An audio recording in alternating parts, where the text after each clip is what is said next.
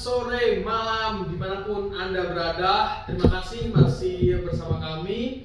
Hari ini kita akan membahas lebih jauh mengenai keuangan. Ya, kita perkenalkan dulu. Ya, sebelum itu kita perkenalkan diri. Ada Surya dan saya ada Dio di sini.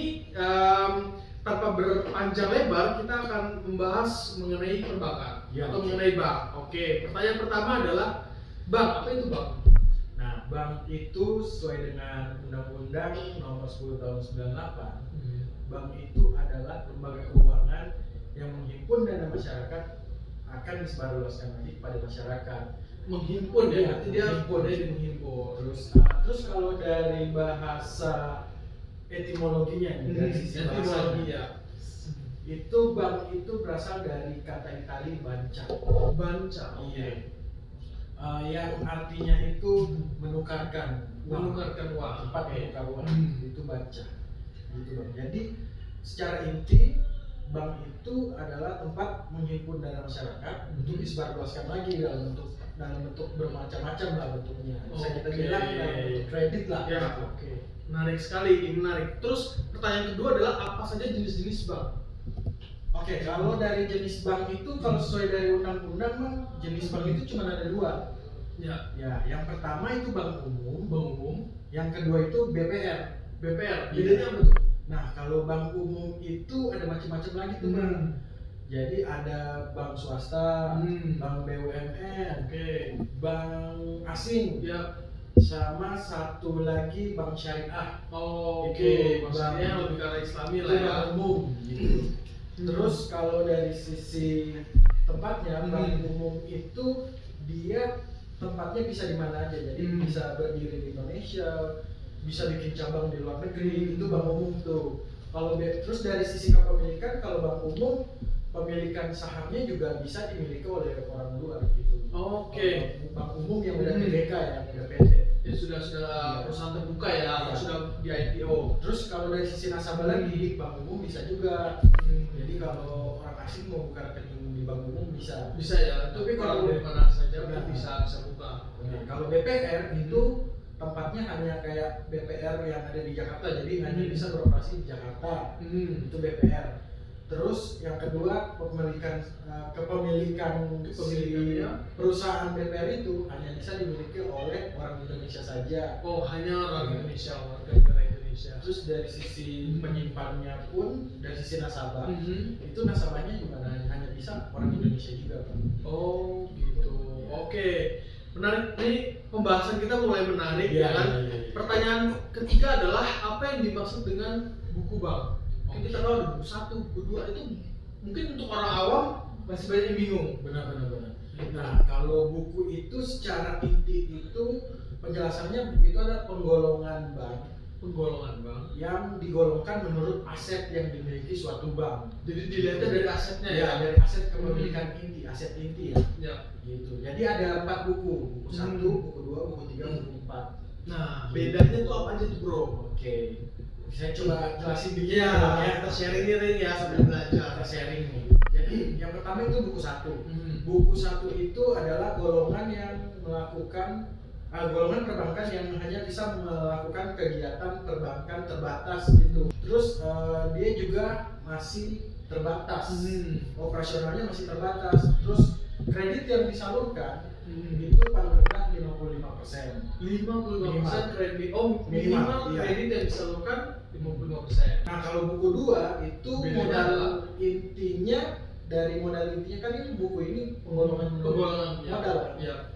Terus dia udah mulai terbuka tuh, udah mulai bisa falas, tapi masih falas. Transaksi sudah bisa transaksi. Iya, bisa pertukaran gitu, treasury, trade finance gitu udah mulai. Terus kalau dari sisi kreditnya, dia penyaluran kreditnya modal 60% minimal ya. Minimal 60% itu untuk penyaluran kreditnya. Nah, iya. Terus dia juga udah bisa dibuka kepemilikannya. Dibuka dalam artian?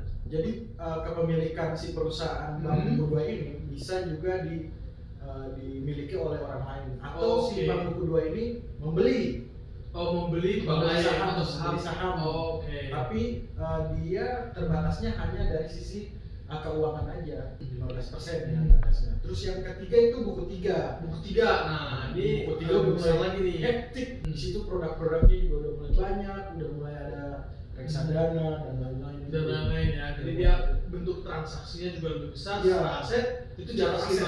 5 triliun. Ya, secara aset dia udah mulai dari 5 triliun sampai dengan 30 triliun. 5 sampai 30 Iya, triliun. di bawah dari Besar banget ya.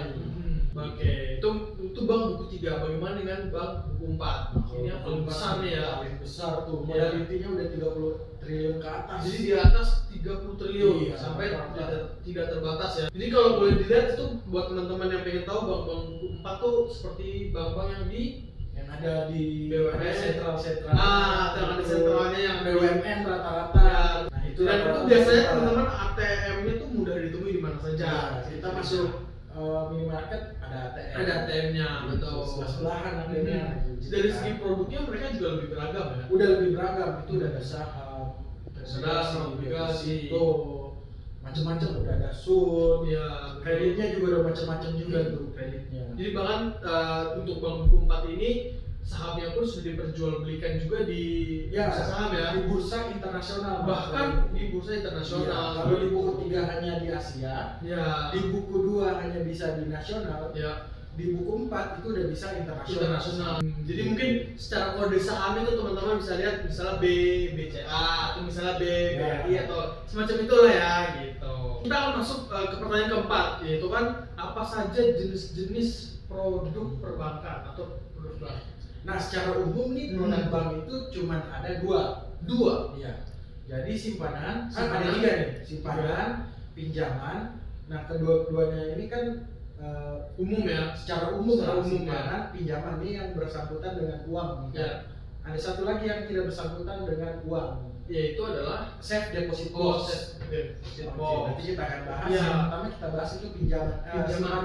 Pinjaman dulu. Pinjaman itu contohnya seperti Pinjaman itu secara rata-rata bank itu ada 2. ya, Nah, itu dibagi lagi tuh. Pinjaman ada 2, pinjaman produktif sama konsumtif. produktif dan konsumtif. Kalau produktif itu ada kredit rekening koran. Oke. Itu biasanya pedagang-pedagang biasa pakai gitu. Hmm. Jadi dia bayarnya pakai giro atau cek. Mhm. Itu kredit rekening koran. Terus ada kur kredit usaha ya. rakyat. Oke, Terus ya, ada lagi betul. kredit modal kerja Macam-macam ya. dan lain-lain. Dan Itu untuk lain-lain. produktif. Produktif loan. Iya, produktif loan. Terus Produktif yang satu loan. lagi pinjaman yang Pinjaman. konsumtif itu ada KPR Oh misalnya. iya, pemegang rumah, ya dan segala KKB, KTA, kredit, betul. KTA. Kredit. Nah, itu untuk konsumtif. Hmm. Gitu Bang. Terus yang kedua simpanan nih. Nah, simpanan simpanan ini lebih ada beragam. apa aja tuh bro, macam-macamnya. Simpanan itu rata-rata ada 3 kan.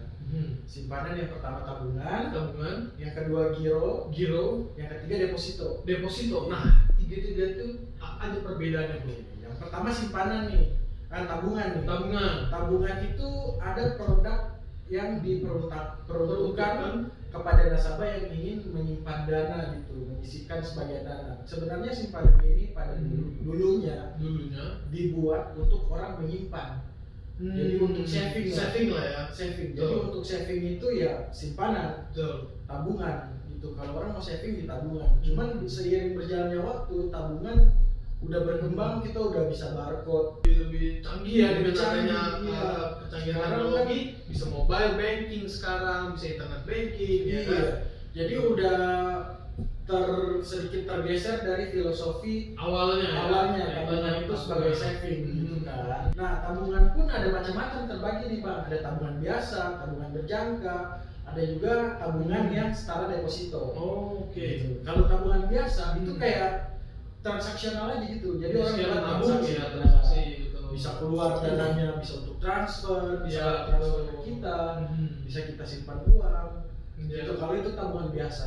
Terus kalau tabungan berjangka itu Seperti? tabungan yang kita cicil. Misalnya kita mau ada goals mau beli HP gitu kan. Oh, oke, bisa Jadi buat cicil, sekolah ya. anak atau misalnya teman-teman mau beli mobil, Ya. motor atau mungkin pergi umroh misalnya. Nah, dan itu ada tenornya. Ada tenornya biasanya. Itu Oke. dicicil berapa bulan itu, setiap bulan misalnya 100.000, 100.000 gitu. Oke. Nanti setelah jatuh tempo akan dicairkan dan bunganya pun biasanya lebih tinggi dari tabungan Ada biasa. tabungan biasa. Oke. Gitu, Bang. Itu tabungan berjangka. Oke. Nah, kalau tabungan yang memiliki bunga setara deposito itu hanya dimiliki oleh beberapa bank saja. Tidak semua bank lah ya. Ya, itu produk dari beberapa bank aja. Jadi kita taruh dana di situ sejumlah berapa dan bisa ditarik kapan aja. Namun bunganya lumayan lebih tinggi dari bunga tabungan biasa, hampir setara dengan deposito tapi di bawah sedikit dari deposito. Gitu. Bunganya pun dihitung harian. Gitu bang. Yang kedua itu giro. Nah, giro ini banyak orang yang belum paham nih. Giro ini apa nih bro? Nah sebenarnya kan tadi dibilang tabungan itu filosofinya dibuat untuk orang saving kan. Iya. Orang transaksi itu pakai giro sebenarnya. Sebenarnya di awal buat giro. Pada saat orang membuka rekening ditanyakan mau pakai buku giro atau buku cek. Nah, itu giro itu untuk transaksional. Gitu. Jadi orang mau bayar pakai giro atau pakai cek. Cuman kan sekarang orang udah mulai bergeser ke banking, mobile banking, digitalisasi lah ya, internet banking gitu. Makanya giro udah mulai ditinggal. Gitu. Di sisi lain giro juga nggak paperless kan. Betul. Kalau ini orang pakai internet banking gitu. Betul. Jadi mudah cepat ya, langsung bayar. Betul. Sementara giro kan nunggu kan.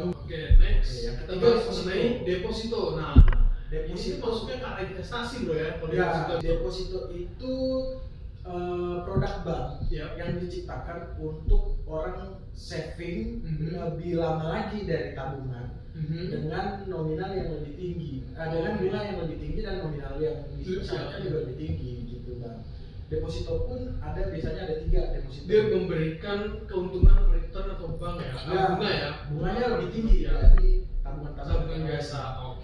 Bunga lebih tinggi, minimal pendanaannya juga lebih tinggi, dan biasanya sistemnya dikunci ya? Di hold ya.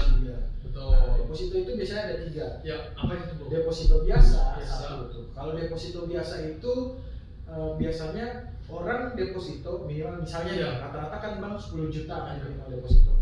Orang naruh 10 juta dengan tenor 1 bulan. Misalnya diambil tenor 1 bulan.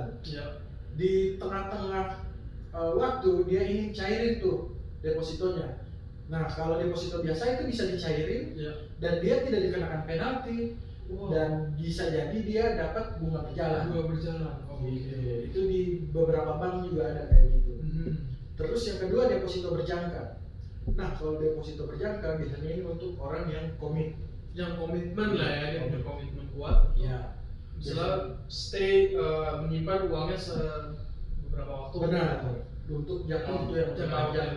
Bisa juga 1 bulan, 3 bulan, 6 bulan, 9 bulan, 12 bulan. Nah, kalau deposito on call biasanya bunganya sedikit lebih rendah. Nominalnya sedikit lebih tinggi, misalnya minimal 2M. Kalau deposito on call, minimal 2M dan jangka waktunya lebih rendah dari deposito yang lain. Biasanya cepat ya, seminggu. Bisa beberapa hari aja. Gitu. Terus satu lagi nih. Apa tuh bro? Satu lagi safe deposit box. Ini kita belum bahas. Apa tuh safe deposit box? Nah, kalau yang tadi kan kita udah bahas keuangan. Produk keuangan yang dari perbankan. Kalau safe deposit box dia kayak brankas yang disediakan oleh bank buat nasabah menyimpan data-data yang penting gitu, surat harga, emas. Produk safe deposit box juga ini beragam, ada yang dari ukurannya ada yang S, small, terus medium sama large. Jadi itu tergantung besar dari deposit boxnya ya. Tergantung dari kebutuhan si customer butuh yang seperti apa. Cuman untuk sekarang ini sih semakin berkembangnya zaman, orang kan udah pada online, semuanya udah bisa simpan di online.